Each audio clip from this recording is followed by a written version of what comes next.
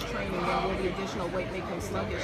No additional weight would make him sluggish. He just has to lose a little bit less than he had to lose going down to 140. Hey Roy, you were a master at taking away your opponent's best weapon.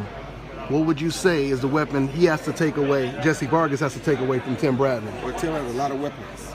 And Tim has a lot of weapons, so we have to figure out which one is most prevalent for him, and that's what we're trying to remove. But I don't know where to start at, because he got so many. You know what I'm saying? So it's just hard to figure out. We got to go back and look at it and figure out which one we want to take away.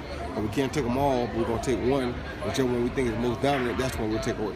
In a picture-perfect fight, you want him to box more, or you want him to be an inside more, a little bit of all of it? Box more. Tim is Desert Storm. Tim is a warrior. You don't fight in war with a warrior, you got to box. Roy, there's always the joke going around social media that it's hard to get a decision against Jesse Vargas when you fight him in Vegas. How much of that does he pay attention to, or do you pay attention to? None, because we're not fighting in Vegas. We're fighting in California, so we don't pay no attention at all. Do you have any thoughts about your card Friday, by the way, downtown? The card you're promoting on Friday night downtown? Aren't you promoting? Yeah. Me and my partner doing it actually, so yeah. Any thoughts about it? No. Should be a good fight card, I hope. I'm looking forward to seeing Chewy Gutierrez back in the ring. Is there a guy that you might want to get involved with? Chewy is really interesting. I love to see Have you Chewy talked to his people about maybe taking him on? I want to. I would love to take Chewy on. Chewy is a very interesting guy. Big in Vegas, too. A lot of people, that's why. Yeah, Chewy is a big guy. He'd be perfect for you. Come to your gym. Yeah, I love having Chewy. I would love having him. Okay. Hey, Roy. Super. Go ahead. If you beat Tim Bradley, is Pacquiao next? Is Pacquiao going to fight again? I think so. He's injured, but maybe in a year or in 9 months. Fight before he fight Floyd? Oh, you think he may have a rematch? I mean, that's what I've been hearing. So, do we get ourselves ready for something that may not even be a possibility? Or do we prepare for whatever come at us? Because we the champ, now we become that mark. Now they start looking at us saying, well, that's where we want to go.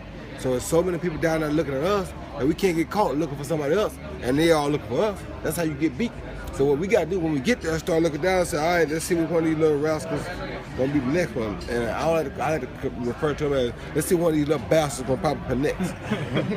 But I got to ask you this. Jesse's one of the nicest people you'll meet. Forget boxing, he's a human being. Have you ever met a fighter that down to earth in all your history in your career? Like, he's just cool. He's a chill dude. I've met a few guys like that, but he is truly a real cool dude. And I really love the fact, I love his personality. That's why I like working with him so much.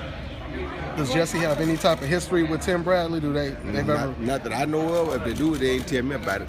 Yeah, ma'am. Talk to us about your road to Marco Huck. You've been very, very active, a lot more active than today's supposedly active fighters. Talk to us a little bit about your. Well, it's been a tough road because he's had some issues, promotional issues, I think, as well. So it's been kind of hard for him. He's supposed to fight June 12th. I think he got pulled off of that card because of promotional issues. Now I don't know when he's going to make his mandatory defense, but I know he has a mandatory defense that he has to make. Hopefully he'll make within July or August so that we can fight later in the fall. If he don't make that mandatory defense, then I would have to try to fight him, probably have to pay the mandatory to wait a minute, but the mandatory would probably love to have a fight with Roy Jones instead of Marco Huck, so he'd probably be willing to take that risk and let me go ahead and get this title and then fight me instead, so we'll have to see. Roy, what's the biggest thing you've tried to instill in Jesse in your training? Just be smart and be patient. That's it? Yep. Be smart and be patient, take you a long way. Hey, Roy, from a fighter's perspective, you've been in the ring, one of the greats. Calling Gennady Golovkin's fight against Willie Monroe, we've seen him knock him out. We've seen the highs, we've seen the lows in that fight. It was chinks in his armor, as Max Kellerman was pointing out. From a fighter's perspective, what do you see as his biggest flaws and his biggest strengths? Who, Gennady Golovkin? Gennady Golovkin. It ain't my job to break him down right now, you know what I'm saying? I'm still an active fighter, he's still an active fighter. He might tell me to come to 170, let's see what's happening. I don't know. So I can't really tell you all that about that man because that's not fair. Okay. He's a tough guy. I don't know about all that, but he's a tough guy. For the kind of money Mayweather Pacquiao fought for, I would. Yeah. But he's a tough guy. He's a real tough guy. I love everything about him. You could ask for a better, he's one of the guys too, you could ask for a better, nicer person. And of course, when you're fighting lesser opposition, sometimes things happen because you're not afraid of that punch of power, you get hit.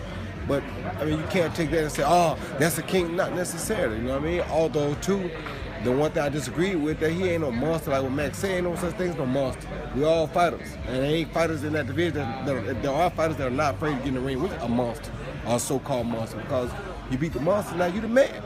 So, that encourages people to go back and train harder because they want to beat that monster. So don't say he a monster like you scared of him because you don't box. But other boxers ain't really afraid. They just want to make sure they get their money's worth when they go in there with it.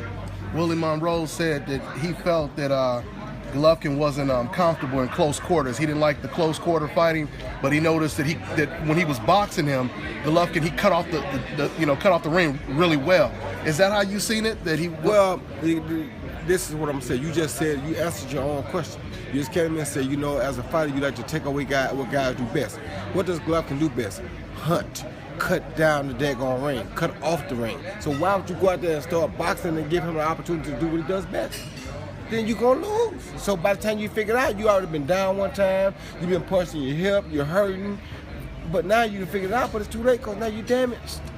So you don't come out there and give him what he wants. Don't never come out there and give a guy what he wants.